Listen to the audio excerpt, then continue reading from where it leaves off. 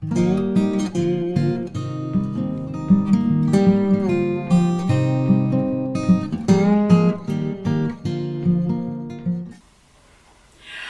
hello everyone. If this is the first time we're meeting, my name is Colleen. And if it's not, you understand the kind of content that I'm preparing. And it can be a bit all over the place, but I mostly will put up videos about cooking and canning and a bit of travel.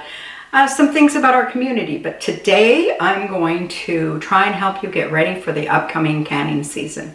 So I'll just gather up a few things and then I will be right back and we can get started.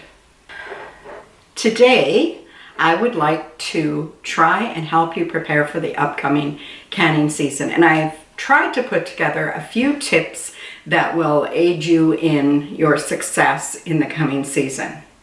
So the first thing that I would recommend that you do is to take an inventory of what you have in your cupboard right now. So for instance, go with just a plain piece of paper would work. Write down everything that's in there, how many that's left, and try and recall when you put those up the previous year, or maybe it was 2 years ago, but try and recall that date.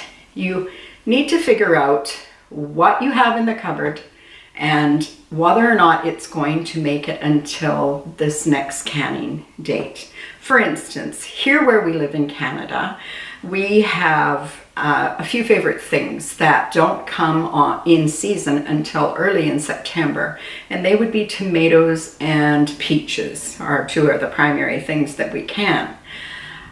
So I have to do an inventory, and right now I know that I have 0 bottles of peaches left, and I put up 24 bottles last year, and so I know that I could write down a simple line on a piece of paper that says peaches, inventory number 0. My goal for this year is going to be 40 jars because last year I only did 24 and it's definitely not enough. I always overestimate the number I'm going to need too, because you never know when you might have company come along or you find a recipe that you would like to try that would use up additional product. So keep that in mind as you're figuring it out. Get your inventory written down so that you know what your end goal is. Also, while you're in that cupboard, having a count and looking at over, everything that you have, and it may not just be a single cupboard, it may be several cupboards, but while you're making your inventory, have a look at your jars and make sure that they still are holding a good firm seal and that the product that's inside the jar doesn't look cloudy, unless it's intended to be, and that everything looks good. You don't want it to be, mushy looking inside the jar. Also the same with the jellies. I always have a spin, make sure there's no crystals building up in there, which we know jam can do, jams and jellies, and that there is no mold on the top, as well as doing the lift test to make sure that everything's okay. Wipe down your jars and any dust off them, and there's always dust in my cupboard. Make sure that they're properly labeled, which neither of these are because there's just the 2 of us in the house. But if you wanted to send somebody, a visitor, a guest to your cupboard to bring you back a jar of something, they would not know what's in these jars. So it's good practice to write down either on a label, that a water soluble label that would go on the jar, or write on the lid with a Sharpie and just say what's in the jar and the year that you put it up. Now, everything that's in my cupboard at the present time was put up last year in 2020. So this I know. So I'm going to have to go through my cupboards and mark everything with 2020 because I'm about to start putting some things up and I want to have them correctly marked. So, number 1 is preparing yourself with an inventory of what you have and the end goal, what you need for the coming year. So number 2, I almost ran into it with number 1, is to do your math. So in this case, and math not being my favorite subject at all, but in this case, it's important as we plan to use our math. So I know that we will not use more than 12 jars of jam or jelly in 1 year. Like one of these pint jars, half pint jars, would last us a month because we use very little jam or jelly. So I only need to put up 12 jars of jam and jelly in the cupboard. There are compotes and other things that we make that don't count in this count for the jams and jellies, but that's the idea. So jams and jellies, I would need a total of 12. Soups, for instance. Soups, we probably have 2 quick soups a month. So I know that I need 24 quick soups to get us through an entire year. And we eat more soup than that, but generally speaking, I make it in the Instant Pot. It goes quick, and I make it fresh whenever I can. But if we're in a hurry, I would definitely open up this jar and heat it up and add some noodles and maybe some leftover meat to it, and we would have a very quick lunch. So now, things like the peaches, I know that I will probably put up 40 jars of peaches this year, because I know that we can use probably 3 a month. So I'm gonna guess that we're gonna do 40. The beet pickles that I make, we have them both hot and cold. So we can eat them as a side once a week. So I know that I need to have 52 jars of beet pickles for the coming season. So again, it's the math. The math is what gets us to our end goal. So sit down with your calculator if you need to and just do the math for your goal. Tip number 3 would be to have a look at your recipes and be honest with yourself. Not everything that I canned in the last year is something that I would can again. I discovered that one of the recipes that I used for canning carrots didn't come out the way I had anticipated at all. I found the texture of the carrots to be kind of mushy, and that's not how we enjoy our carrots. So what I've had to do in order to rescue that recipe is I drain the pint of carrots, and I drain them really well and put them into the food processor, and I put in about a tablespoon, I heat them first. Then I put in about a tablespoon of butter and about 2 tablespoons of cream cheese, and I whip it in my food processor until it's smooth, and then we eat it like that, and we enjoy it that way. So have a look at your recipes. This is another one. This is a curry chutney that I made that's got, all of our favorite things in it, but it turns out that when they're all together, they're not our favorite after all. And unfortunately, I made 21 jars of this, so I will not be making any more of this year, and we will be figuring out some really interesting ways, I hope, to use up what we have, because I don't like to waste anything. If I can figure out a way to use it so that we don't have food loss, that's what I'm going to do. Look at your recipes.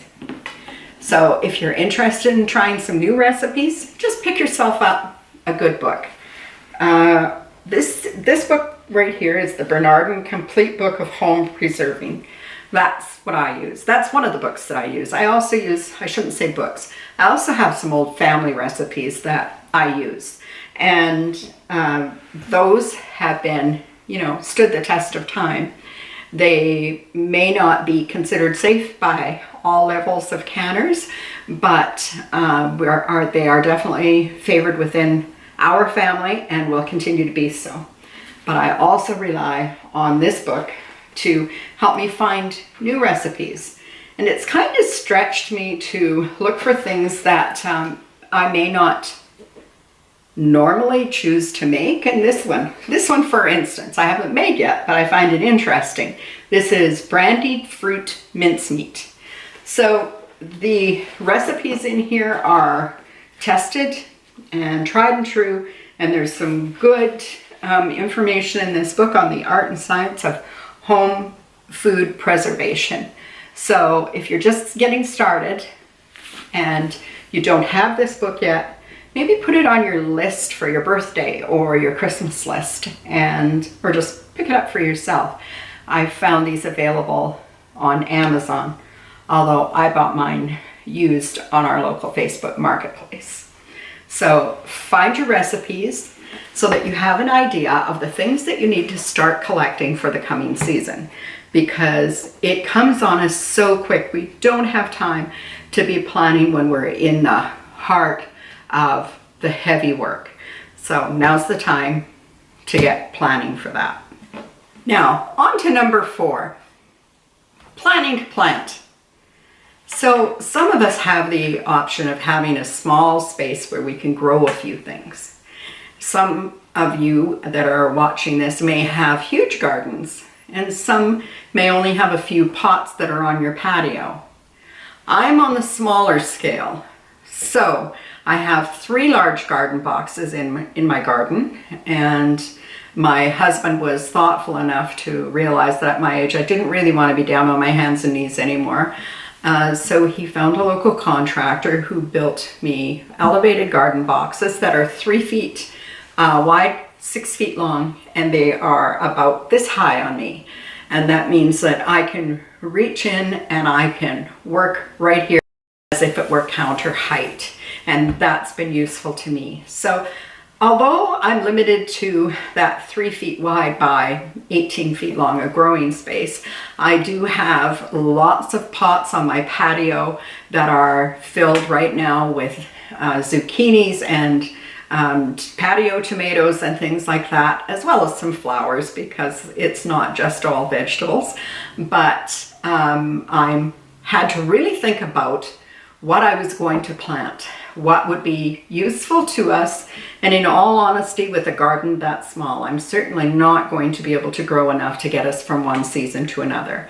But this little bit of garden space that I have is useful in helping to supplement our food with fresh things from the garden throughout the summer. So I have to plan it really carefully and get my starts in good time and figure out honestly what it will cost me let me go back. What will cost me the most in the grocery store that I could easily grow in the footage that I have in my garden. So you kind of have to be realistic. I know I always plant tomatoes in the garden, and I know that I would never be able to grow enough tomatoes for our canning needs, that I'm always going to have to purchase additional tomatoes for that. So in our garden place, I plant things that we can use right away, like lettuces and radish, onions. I've got a big container full of mixed herbs, which we use lots of. I grow the beets that I can. So this year I'm having to be a little more thoughtful about that.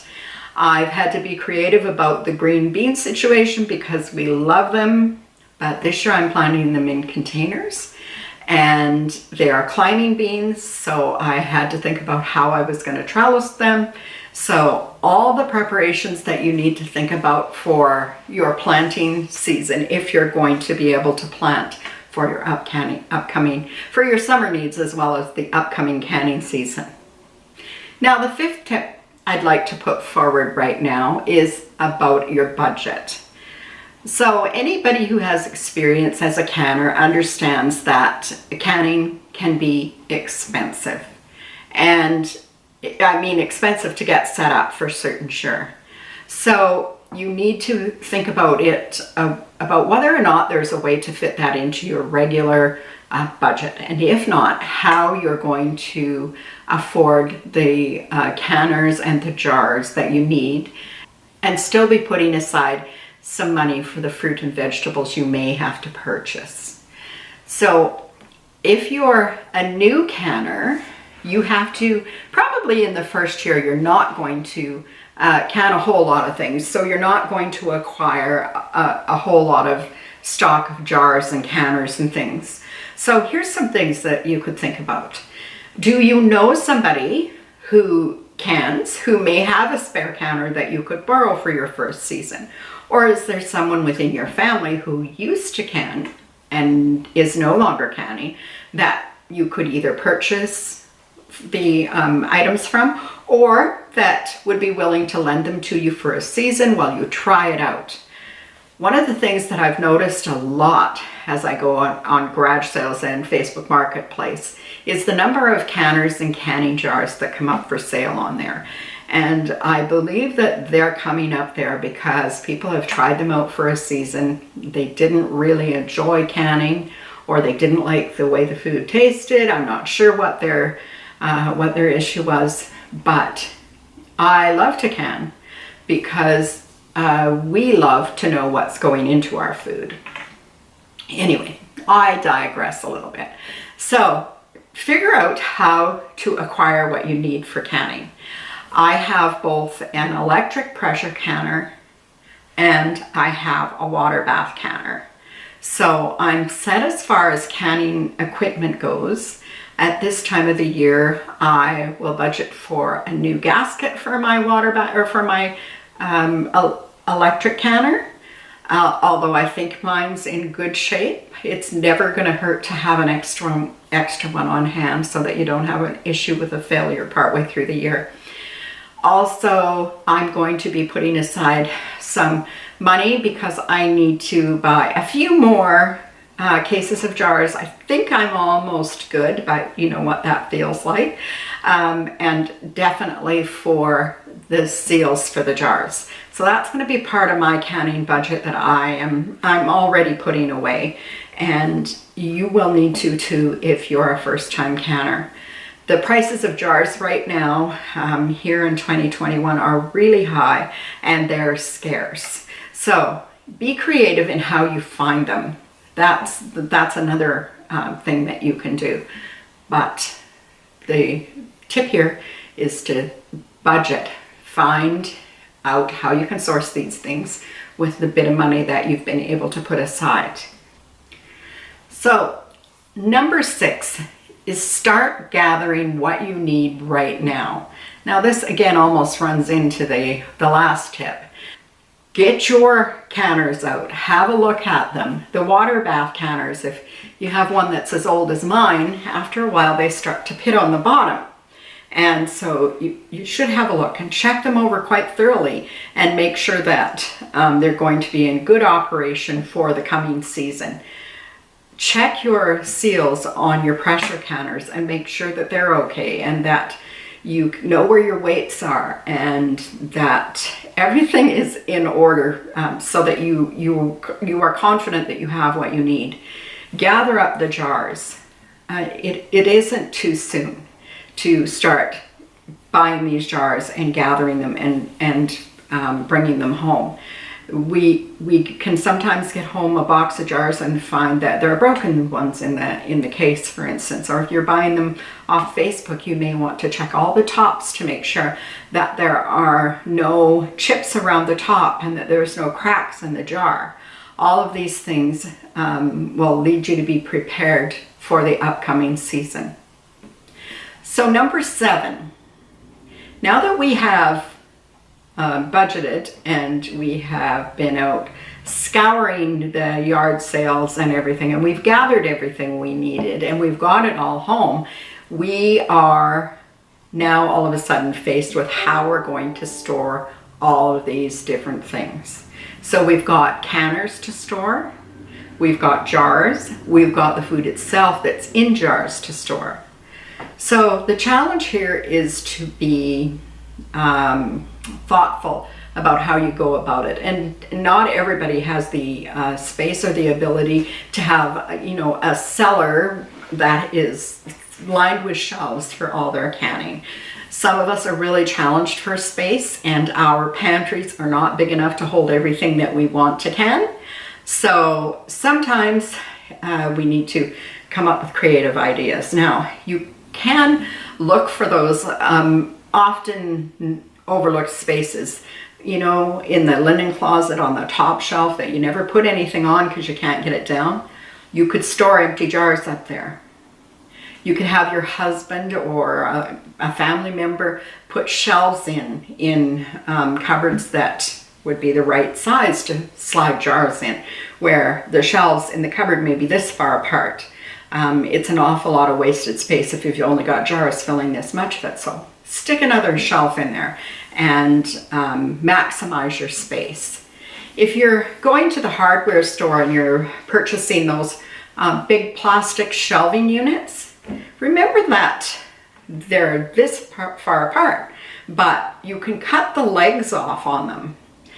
Just using a simple saw, just cut the legs off to the height that you want them to be. And that will give you additional space as well. It's like a good place to store things, but it can be really difficult to pull them out from underneath the bed. And it depends on, I guess, how you have them housed under there. They only work in the original boxes that the jars came in for so long, with you pulling them out and pulling them in. Before that space doesn't work any longer, unless your bed is high enough off the, unless your bed is high enough off the floor to be able to put some sort of a carrier down there that would allow you to put them in and out with greater ease. So think outside the box, places where you could store things, you know, that awkward cupboard above the fridge or above the microwave. Those are places where you could store things like empty jars that you're only going to bring down or put away one time a year. So it's important for us, those of us who are limited to small spaces, to really think outside the box when it comes to storage. And last but not least, think about asking an expert or tuning into an expert. So there are probably people in your community who have been canning for years and years, and they would be happy to share their knowledge with you. There are also other ways to do it. You could ask family members or friends. Many of our mothers and our grandmothers canned. That's how they preserved food. Before electricity came along and you could buy a deep freeze, if you were going to preserve food for long-term storage, it was likely that you were going to can it. So, in my opinion, somebody that did it for many, many years is an expert. And I would, in my case, ask one of my old aunts, or ask somebody in my family. Or today, it's pretty simple to go onto the internet and find recipes and methods for doing anything. And I think YouTube is a pretty good example of that. There are lots of people on YouTube who are creating content around canning and cooking. It's just a matter of your level of, where you set your level for your comfort. Because there are people who stick to the rules really rigidly, and then there are those who are a bit more lax with the rules, and so you have to determine what your comfort level is in that area. So I hope these 8 tips have been useful to you in some way, and that if you enjoyed any of it or you found any of it useful, that you would consider liking this video, subscribing to the channel, and sharing this video with a friend. Until next time, I hope that you stay well and healthy, and I will see you again soon. Take care, everybody.